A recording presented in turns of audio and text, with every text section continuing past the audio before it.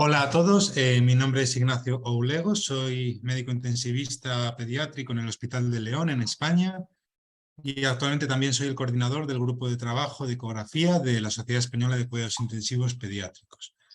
Es para mí un honor y un placer la invitación a participar en este congreso y por ello se lo quiero agradecer al comité científico. Y vamos a pasar ya a la charla que se me ha asignado, cuyo título es ¿qué es POCUS y qué no es POCUS? En primer lugar, voy a hacer una pequeña modificación al título para cambiar la pregunta por qué es POCUS y qué no es POCUS en el año 2022. Mi principal conflicto de interés es que soy un apasionado de la ecografía y que os voy a dar básicamente una opinión personal, una visión personal, y que soy consciente de que esto puede estar, puede diverger de alguna de otras opiniones de otros compañeros. En primer lugar, en cuanto al nombre de la ecografía Point of Care, no es el único nombre que ha habido en la literatura o que hay en la literatura. También se le ha llamado ecografía a pie de cama, ecografía dirigida, ecografía clínica. A veces en sus inicios se le llamaba ecografía de emergencias e incluso algunos nombres tan inapropiados como ecografía básica en contraposición con ecografía avanzada. Está claro que nos cuesta ponernos de acuerdo en el nombre de las cosas y ya sabemos que según donde seamos, pues le llamamos a las cosas de diferente forma. En cualquier caso, si aceptamos el nombre de Point of Care y revisamos las distintas definiciones que ha habido en la literatura, yo me quedaría con esta, que es una revisión reciente publicada en el New England, en la cual los autores definen la ecografía Point of Care como la adquisición, interpretación y integración clínica inmediata de la imagen ecográfica realizada por el médico que trata al paciente a pie de cama. Se trata de un término inclusivo y no se limita a ninguna especialidad, protocolo o sistema orgánico. Y la verdad es que yo no podría estar más de acuerdo con esta definición. Lo que no resulta tan fácil es decir lo contrario y establecer una línea que separe lo que se considera la ecografía POCUS del resto de las aplicaciones ecográficas. Y esto es así porque la expansión del uso de la ecografía Point of Care ha sido enorme en los últimos años. Desde que apareció este término en la literatura, más o menos a mediados de los años 2000,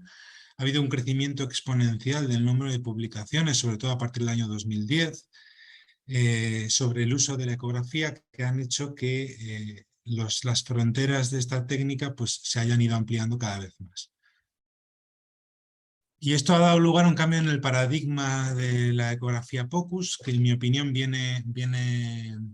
impulsado por tres cambios fundamentales, que son la evolución de la tecnología, la expansión de las aplicaciones POCUS, con integración en protocolos sistemáticas cada vez más específicas, y también la progresiva aceptación por parte de la comunidad médica del uso de esta técnica. Hace una década, la ecografía Point of Care era una ecografía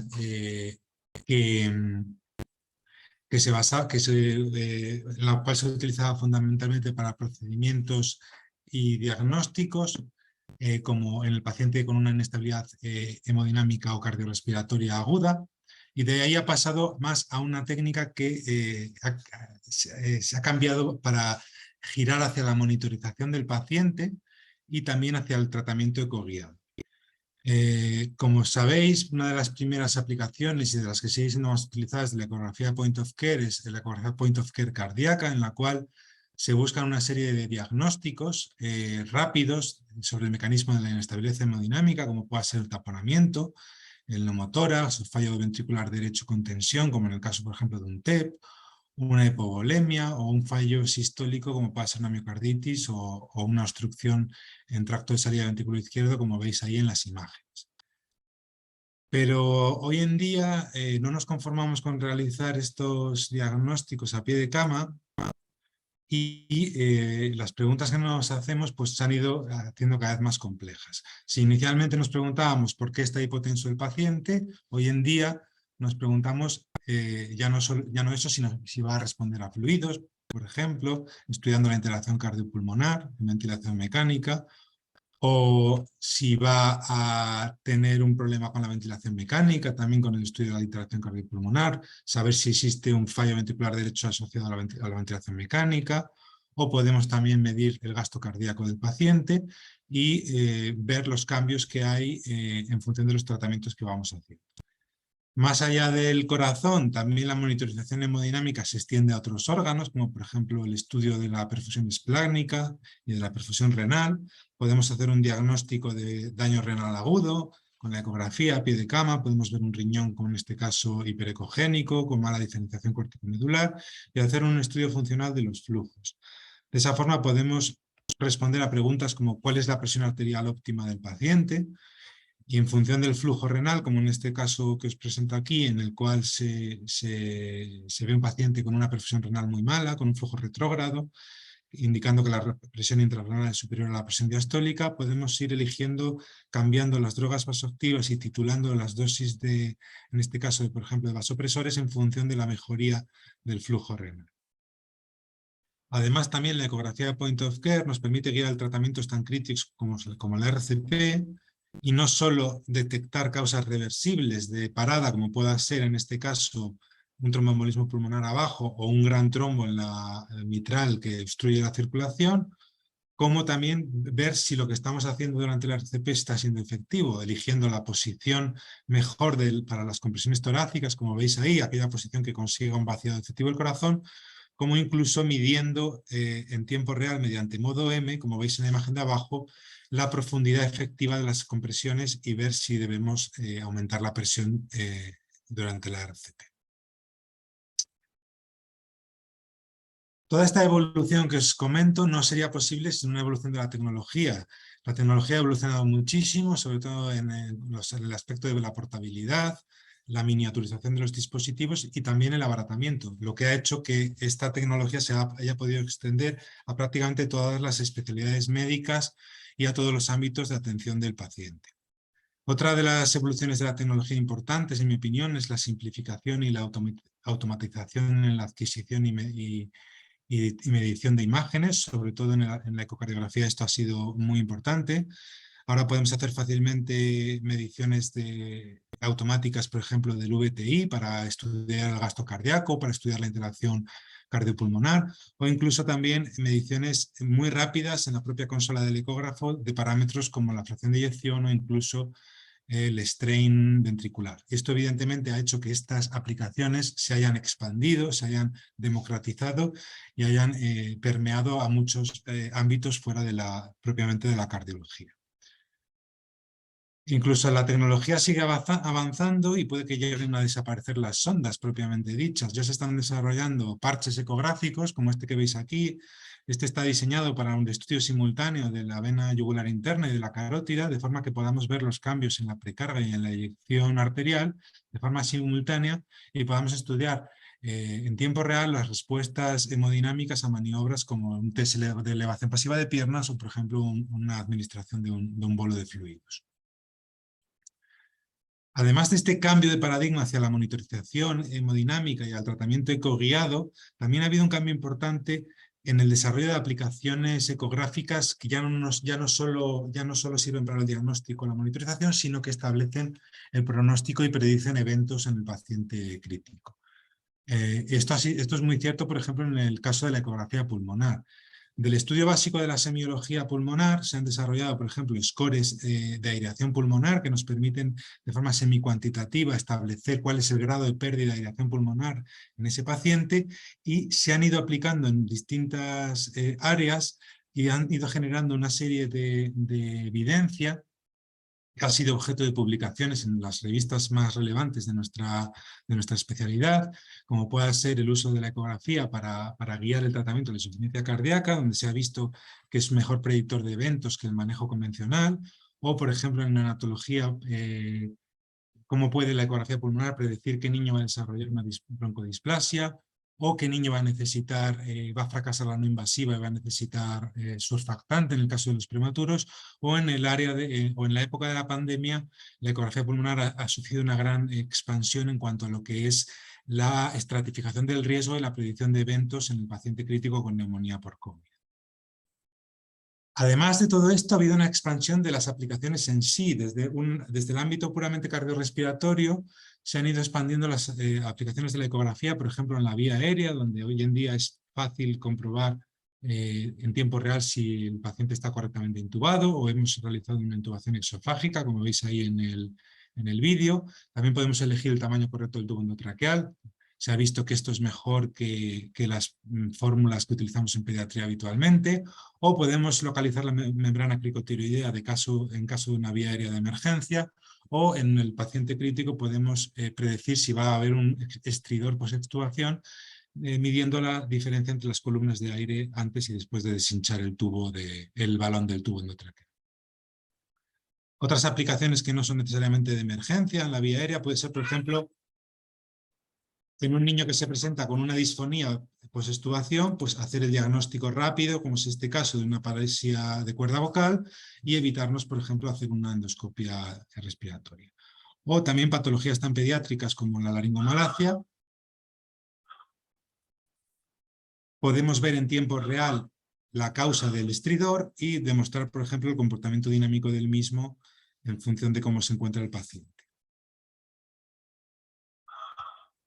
También se ha expandido el uso de la ecografía para estudiar el diafragma,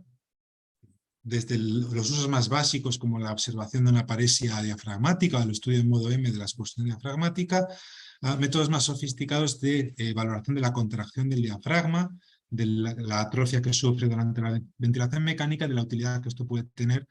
en el proceso de destete del paciente la ventilación mecánica. Incluso se están utilizando técnicas heredadas de la ecocardiografía, como el strain o el Doppler tisular, para estudiar la deformación y la velocidad de contracción del diafragma. También la ecografía del sistema nervioso central se ha expandido mucho. Nos permite un estudio anatómico del cerebro. En algunas ocasiones nos puede dar incluso un diagnóstico, como puede ser aquí en esta imagen de la derecha, un hematoma epidural, y podemos valorar hasta qué punto hay una desviación de la línea media, y lo cual se puede complementar con una estimación de la presión intracraneal mediante la medición de la vaina del nervio óptico, o estudiar con Doppler cuál es el compromiso del flujo diastólico cerebral y calcular índices de resistencia e índices de pulsatilidad para hacer un estudio funcional de la circulación cerebral. Y no solo eso, en pediatría además, en los lactantes y los neonatos, tenemos unas ventanas ecográficas cerebrales muy buenas y podemos hacer diagnósticos como este que tuvimos hace poco, un paciente con un shock séptico en fallo multiorgánico que empezó a desarrollar una congestión de la cabeza y de la parte superior del cuerpo, y que, realizando una ecografía a través de ventana mastoidea, fuimos capaces de demostrar de forma clara una trombosis bilateral de los senos cerebrales que se extendía hacia las venas yugulares y hacia el tronco brachiocefálico, de forma que producía una obstrucción completa de la circulación y nos permitió iniciar un tratamiento con una hiperinización sistémica, y posteriormente lo confirmamos en un TAC cerebral. A veces nos da diagnósticos inesperados, como puede ser este paciente que empezó con convulsiones sin una causa clara, y al hacer una ecografía nos encontramos pues, estas lesiones redondeadas. Y la gran definición anatómica que tiene la ecografía nos permitió detectar claramente el comportamiento de estas lesiones como lesiones de tipo de abscesos cerebrales. Hicimos una punción lumbar y efectivamente el niño fue diagnosticado una meningitis por aeromorna. En la ecografía abdominal no solo se puede utilizar para diagnosticar hemoperitoneo con el protocolo FAST que todos conocéis, que se aplica en el trauma, sino que también se ha demostrado que la ecografía abdominal, point of care, es muy útil, por ejemplo, para diagnosticar la perforación intestinal, como tuvimos a este paciente hace poco que empezó con una distensión abdominal en deterioro brusco y pudimos hacer un diagnóstico rápido de una colección, un absceso en la fosa ilíaca derecha y confirmar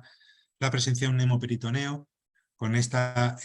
artefacto conocido como el punto intestinal, una interrupción brusca de la visualización del hígado por el aire extraluminal. A veces la ecografía nos permite hacer diagnósticos que no esperamos.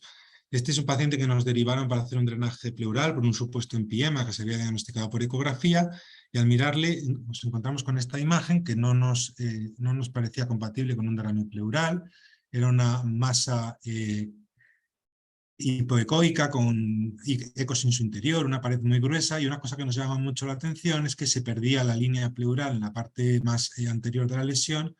y esto no nos parecía compatible con un derrame. Sospechábamos que eran asas intestinales y efectivamente nos fuimos a hacer una ecografía de abdomen y vimos que había una hernia diafragmática congénita que había pasado desapercibida y se había manifestado en ese momento al aparecer una obstrucción intestinal.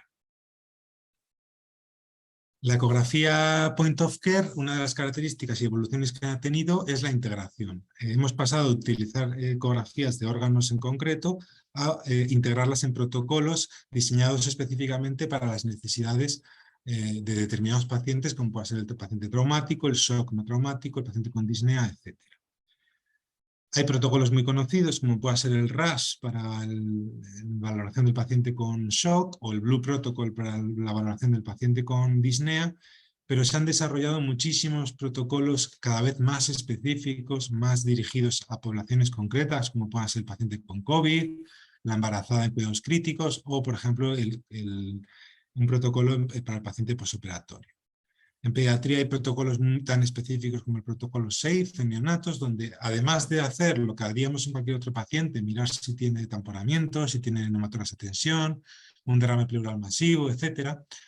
se incorporan aplicaciones específicas que nos interesan en ese paciente en concreto, como por ejemplo poder hacer una imagen del hígado para ver la presencia de gas portal, como en este caso, que indicaría una enterocolitis como causa del deterioro, una ecografía cerebral para descartar una gran hemorragia intraventricular con efecto masa, como es en este caso, o también una valoración Doppler del flujo de la aorta abdominal para detectar este tipo de flujos amortiguados que pueden, en un paciente en shock nos indican claramente que puede haber una cardiopatía ductus dependiente con obstrucción al flujo sistémico.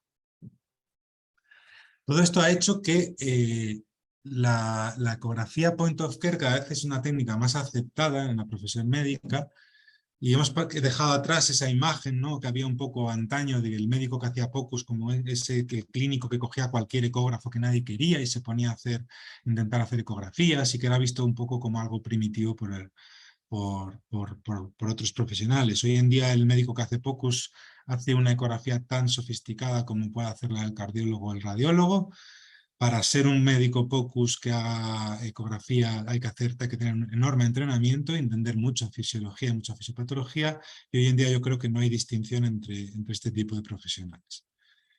Por eso digo que es difícil distinguir, trazar una línea de lo que es POCUS y lo que no es POCUS por la enorme expansión que ha tenido la técnica. Lo que yo creo que no deberíamos atribuirle a POCUS ya en 2022 es algunas cosas como que es un protocolo concreto que solo sirve para las emergencias cardiorrespiratorias. Esto no es así. En el caso de la ecocardiografía, que tenga que ser siempre transtorácica, no, vamos a tener que utilizar a veces la ecografía transesofágica, que cada vez se usa más. No es una ecografía que siempre sea en 2 dimensiones, también tenemos que utilizar las técnicas de color, las técnicas de Doppler, incluso probablemente en el futuro utilizamos cada vez más técnicas como el strain. No siempre es cualitativa, podemos medir muchas cosas y medimos muchas cosas, medimos VTIs, medimos flujos y variaciones del flujo respiratorio, medimos la excursión diafragmática, medimos muchas cosas. Desde luego no es una ecografía básica, como se la ha llamado en el pasado, ni una ecografía simple. El llegar a tener un control o un dominio de la ecografía point of care en todas sus aplicaciones para el médico intensivista es una tarea que lleva muchos años. ¿Qué sigue siendo en 2022 la ecografía point of care? Para resumir, pues una ecografía dirigida a responder una pregunta concreta en una situación clínica concreta, eso sigue siendo así, que vamos a realizar en tiempo real, que va a ser realizada siempre a pie de cama del paciente, que la va a hacer el clínico, la misma persona que trata al paciente, para obtener una información tanto anatómica como fisiológica o funcional, y que se debe conceptualizar como algo holístico, como una extensión de la exploración física y que por tanto tiene unas aplicaciones que son prácticamente inacabables. Y que siempre debe partir de la visión general del paciente, del conocimiento clínico, en la que debemos entrenarnos para mejorar de forma progresiva y ser capaz de dominar cada vez más aplicaciones. El POCUS está en constante evolución. Definir POCUS hoy en 2022 no va a ser probablemente lo mismo que será dentro de 10 años y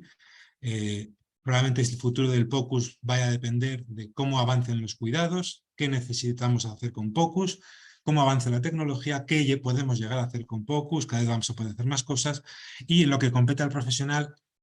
cuáles son nuestros entrenamientos y competencias, y tener muy claro qué es lo que sabemos hacer para poder tratar efectivamente al paciente.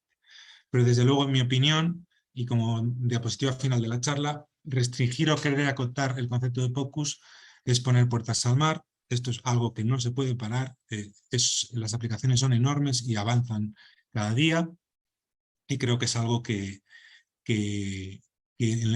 ahora ya hablar de POCUS o no POCUS cada vez va a ser más difícil,